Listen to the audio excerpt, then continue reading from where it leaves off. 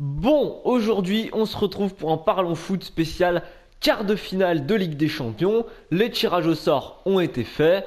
Donc, je rappelle les 4 matchs. Real Bayern, Monaco Dortmund, Juventus FC Barcelone et Atlético Madrid Leicester. Je vais commencer par le premier match, sûrement le plus intéressant de ces quarts de finale, la plus grosse affiche. Real Bayern. J'ai mis le Bayern en fond parce que je pense que le Bayern va se qualifier. Alors déjà, ça fait un petit moment qu'on n'a pas eu un Real Bayern finalement. Si je dis pas de conneries, je crois que ça remonte en 2014, l'année où le Real Madrid gagne la Ligue des Champions face à Atlético Madrid, la première finale, où le Real élimine le Bayern avec notamment un but de Ronaldo sur coup franc qui passe sous le mur. Voilà, bon, ça a été une grosse confrontation. Le Real jouait vraiment bien, le Bayern était bien aussi. Et le Real avait gagné. Il me semble que c'est ça la dernière confrontation. Donc, depuis, il n'y en a pas eu. Le Bayern, qu'est-ce que c'est? C'est actuellement le leader de la Bundesliga. Le Real, c'est le leader du championnat d'Espagne. Alors, le Real et le Bayern, c'est un peu les trajectoires opposées. C'est-à-dire que le Bayern a commencé pour une fois un peu plus doucement son championnat. D'habitude, ils sont toujours 10 points d'avance. Là, ça a été un peu plus compliqué, avec notamment Leipzig qui les a gênés. Et le Real, ça a été l'inverse. D'habitude, ils sont un peu en Liga derrière, enfin, dans l'ombre du FC Barcelone. Et cette année, on les a vus dès le début prendre l'ascendant, être devant, imposer leur rythme. Ils ont eu leur série d'invincibilité. Voilà, ils ont battu le Barça donc en termes de série d'invincibilité.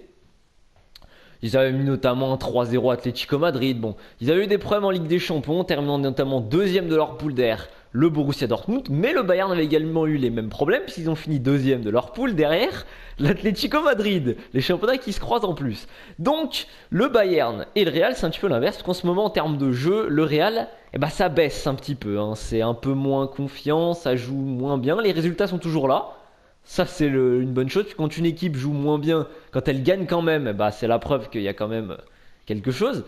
Et le Bayern, c'est l'inverse. Ça y est, le jeu revient, l'efficacité revient. euh, on enchaîne les victoires, ça va un peu mieux. Voilà. Donc, déjà une opposition qui va être extrêmement intéressante. A priori, il n'y a pas trop de blessés. Enfin, les gros joueurs sont là. Et ça, c'est une bonne nouvelle pour nous et pour le foot. Qu'est-ce que je pense de ce match? Ça risque d'être le genre de match où il peut y avoir des quarts d'heure, voire 20-30 minutes de folie, et puis après, genre un calme plat un petit peu. Avec le Bayern qui met des 60% de possession, un peu stérile et tout. Ça risque d'être des phases de jeu un peu comme ça. Un coup, ça part dans tous les sens, et un coup, ça se calme un petit peu. C'est le genre de confrontation où, sur un match aller ou retour, il peut y avoir 1-1, 0-0, tout doux. Et l'autre match, 3-2, avec vraiment une intensité assez énorme. C'est le genre de match où voilà, pendant 15 minutes au tout début du match, tu te regardes un peu et puis après quand tu commences à comprendre comment l'autre joue, bim, ça y est, ça va. Alors, c'est pour moi la première vraie confrontation pour Zidane depuis qu'il est entraîneur parce que l'an dernier le tirage au sort, la Ligue des Champions qui gagne est assez facile, hein, on va pas se mentir. Puisqu'il arrive, quand il arrive, il joue le retour de la Roma, donc c'est pas très compliqué. Il joue Wolfsburg deux fois, c'est pas non plus très compliqué. City deux fois, c'est pas très compliqué. Atlético en finale, pas non plus l'équipe la plus, on va dire, ils sont durs à jouer, mais bon, voilà. Sur un match, au final, il gagne au péno. Voilà, c'est un match qui a été assez moyen. Depuis, il y a eu déjà la double confrontation contre Dortmund qui perdent, hein, puisque Dortmund termine premier de la poule. Donc déjà, c'est un petit moins bien. Et maintenant, il va falloir gérer ce match contre le Bayern, enfin ces deux matchs contre le Bayern. Et à mon avis, le Bayern, qui est une équipe déjà qui est beaucoup plus forte cette année, je trouve. Le Real, ils ont une très bonne dynamique, mais je trouve pas que collectivement, c'est supérieur au Bayern. Pas cette année en tout cas. Le Bayern d'Ancelotti, ça peut faire la diff les entraîneurs, hein, parce que Zidane il a pas énormément d'expérience au niveau en termes d'entraîneur. D'entraîneur, hein, pas de joueur. Il a voilà qu'une demi-saison, une saison maintenant en tout, une demi de chaque côté. Ancelotti, il en a gagné des titres. Hein. Moi je vois le Bayern plus solide et honnêtement j'ai du mal à voir comment le Real par exemple pourrait mettre déjà deux buts d'écart au Bayern. Peut-être gagner un des deux matchs, mais je vois mal le Real mettre beaucoup de buts contre le Bayern. Ça va être un match serré dans tous les cas. Moi, je vois quand même le Bayern au-dessus. Je vois le Bayern se qualifier pour les demi-finales avec des champions et donc éliminer le Real Madrid.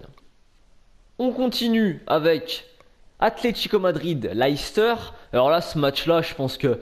Bon, déjà, avant le tirage, tout le monde s'attendait à ce que, quel que soit le tirage au sort de Leicester, Leicester, c'est la 8ème équipe des quarts de finale. Hein. C'est l'équipe déjà qui est là parce que merci le tirage au sort, jusqu'ici, et que voilà, personne s'attend à ce qu'il fasse un résultat. Alors, pour ma part, j'avais dit, j'ai eu 7 bons pronostics sur 8 au tour d'avant. Le seul que j'ai pas trouvé, c'est que j'avais dit que Manchester City éliminerait Monaco, et j'ai eu tort. Monaco a éliminé Manchester City, de peu d'ailleurs, mais pour tous les autres résultats, j'avais eu juste. J'avais notamment pronostiqué Leicester, parce que pour moi, ils avaient quand même les ressources pour aller chercher Séville, dans un match justement où de 8ème, un petit peu compliqué, deux équipes n'ont pas énormément d'expérience à ce haut niveau de Ligue des Champions. Je m'étais dit qu'ils auraient quand même les... J'ai failli dire les couilles. les ressources, allez, pour aller chercher cette qualification. Là, l'Atlético, franchement, c'est vraiment l'équipe où si tu mets une équipe pas très forte en face, l'Atlético, ils vont pas briller, tu vois, ils vont pas te mettre un 3-0, ils vont pas... Mais on l'a vu notamment contre le Bayer Leverkusen au tour d'avant, l'Atlético, c'est le genre d'équipe, quand elle joue une équipe moins forte, elle va même pas forcément briller, même si pour le coup, il y a eu un beau but de Griezmann, il y a eu 2-3 belles actions, mais c'est une équipe qui va faire le taf, qui défensivement répondra présente, et qui offensivement va juste mettre l'action. Ils vont pas forcément briller, mais ils vont mettre les deux ou le petit but qui va faire que voilà, ça plie le match, le petit but à l'extérieur qui complique les affaires, voilà. Et Leicester, honnêtement, je vois pas comment Leicester pourrait bouger un bloc comme celui de l'Atlético. Ça me paraît vraiment très compliqué. Je veux dire, Mahrez, Vardy. Là maintenant, il y a Ranieri qui s'est fait virer, Craig Shakespeare qui a repris le club. C'était certain que Leicester allait mieux jouer, enfin, en tout cas allait se libérer. Leicester, ils vont se maintenir, ils font quart de finale de Ligue des Champions, c'est bien. Après, je vois pas comment Leicester peut honnêtement sortir l'Atlético Madrid. Voilà, ils vont pas forcément briller à mon avis en cette confrontation, mais ils vont faire le taf et ils vont passer assez tranquillement, je pense. Enfin, tranquillement, pas forcément au niveau des matchs parce qu'ils aiment bien se faire peur contre les petites équipes, mais ils vont passer.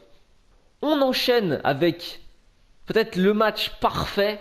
FC Barcelone, Juventus Turin, parce que c'est l'opposition de style parfaite. C'est l'équipe qui adore avoir le ballon, progresser doucement, faire des passes, jouer petit, contre l'équipe qui adore laisser le ballon, bien défendre, contrer ses adversaires.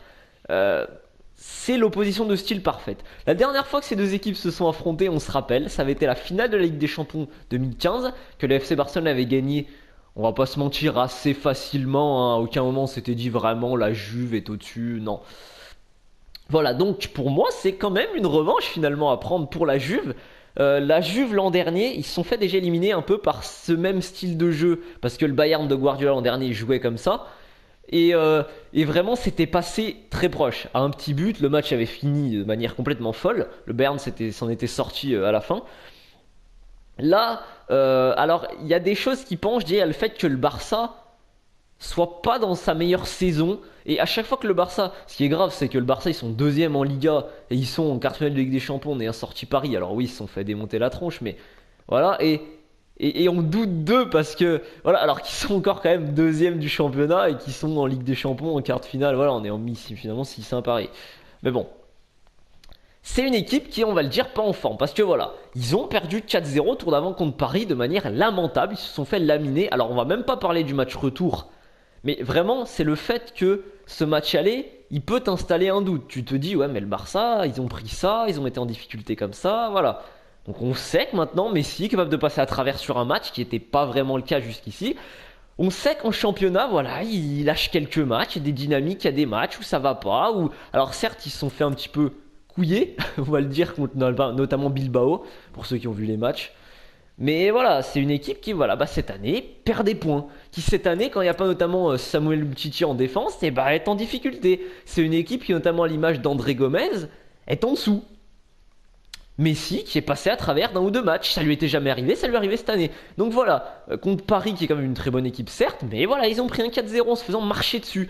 Donc cette année, le Barça, voilà, ils ont perdu un match en poule contre City. Alors City c'est aussi une bonne équipe et c'est Guardiola qui les connaît, mais ils ont perdu un match quand même. Donc c'est l'année où tu te dis, le Barça finalement, s'il y a bien une année où ils peuvent rater un match, c'est cette année. Et en face, il y a quand même la Juve qui est donc, on le rappelle, l'opposition de style parfaite du Barça. Et donc tu te dis, bah finalement, qui de mieux pour faire mal à une équipe comme le Barça? Et bah pourquoi pas la Juve finalement? Parce que la Juve, c'est tout l'inverse.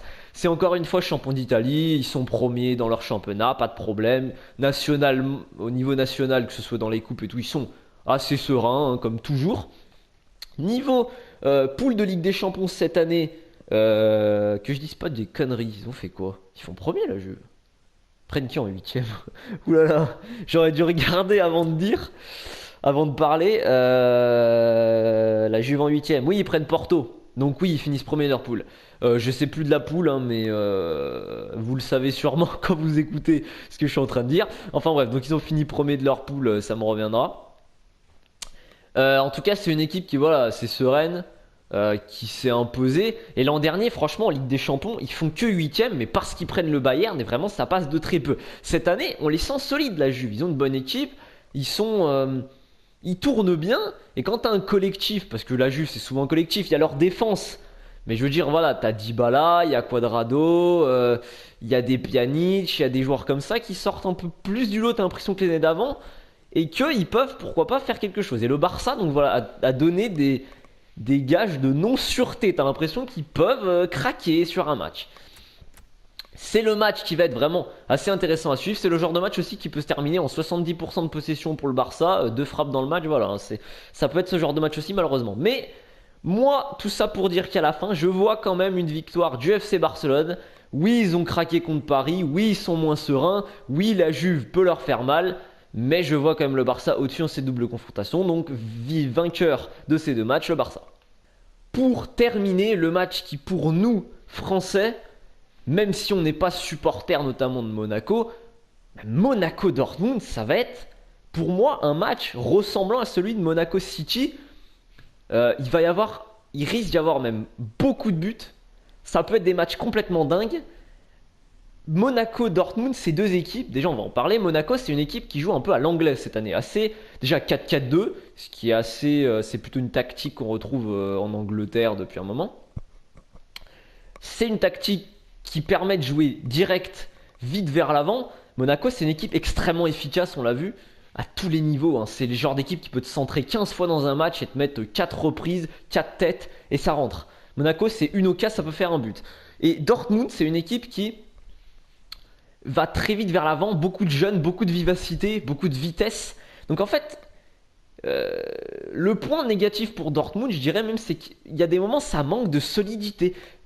Pour avoir vu certains matchs en Bundesliga de Dortmund cette année, c'est le genre d'équipe qui peut te mettre 4 buts en 2 minutes. J'abuse, hein, mais parce que ça va trop vite. Ils ont vraiment des joueurs, Aubameyang, Dembélé, Pulisic, oui. Bon, Marco Reus, là, qui pour le moment est un peu incertain. Mais après, t'as beaucoup de joueurs Weigl, plein de jeunes. Ça va vite, ça joue bien, ça joue rapide, direct, un peu comme Monaco finalement. Sauf que la petite différence, c'est que je trouve Monaco assez solide cette année. Et je ressens pas ça avec Dortmund quand on les voit jouer. Notamment en Bundesliga où ils ont lâché pas mal de matchs, fait des matchs nuls. Il y a des matchs où ils marquent pas par exemple. Alors pourtant, voilà, leur potentiel offensif est vraiment énorme. Il y a des matchs, ils en mettent 4, et il y a des matchs, ils en mettent pas. Et il y a des matchs, ils se prennent un but bêtement parce que je les trouve pas assez solides défensivement. Ce que Monaco retransmet cette année, c'est-à-dire qu'il y a un jeu rapide, tu les sens fluides, tu sens que Monaco, ils savent où ils vont. Et ils ont quand même réussi, moi ils m'ont surpris, je l'avoue, à bouger et battre, être meilleurs que Manchester City. Et je pensais qu'une équipe comme Manchester City, qui depuis 2-3 ans voilà, a réussi des bonnes performances en Ligue des Champions, en Monaco aussi, mais je veux dire l'année où ils sortent Arsenal, c'est surtout Arsenal qui se craque tout seul. Mais et à part vraiment cette année, Monaco, ils n'ont pas vraiment été exceptionnels. Ils ont fait des miracles, on va dire. Cette année, ils sont vraiment exceptionnels. Il n'y a pas d'autre mot. Ça fait partie des meilleures attaques du monde, avec notamment le Barça. C'est vraiment une équipe qui impressionne. Et Dortmund, c'est une équipe également qui a je vais y arriver, des phases de jeu qui aussi t'impressionne, tu te dis waouh, Dortmund joue comme ça. Et Monaco pareil. Donc pour moi c'est le genre de match qui peut finir à 4-4. 4-4 les deux matchs, enfin 8-8 on sait jamais.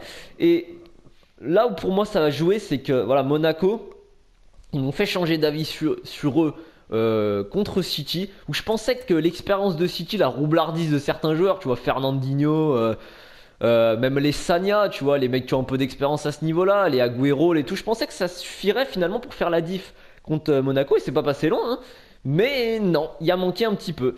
Et Monaco, ils m'ont impressionné sur ça, c'est qu'ils ont quand même réussi finalement à être constants du début à la fin, avec tout leur effectif, à réussir à battre City. Et maintenant, eh ben, ils me donnent envie de croire qu'ils peuvent battre le Borussia, qui pour moi est inférieur à City. Alors, c'est pas du tout le même jeu, mais voilà, moi, Dortmund, ils m'ont impressionné et en même temps, ils m'ont déçu dans certaines parties de jeu. Donc, je vois un manque de solidité côté Dortmund. Je vois, finalement, Monaco s'imposer en quart de Ligue des Champions contre Dortmund et je vois Monaco en demi-finale. Voilà, donc je m'arrête là-dessus. C'était mes pronostics pour les quarts de finale. N'hésitez pas à donner les vôtres, hein. Peut-être que vous n'avez pas la même façon de penser que moi.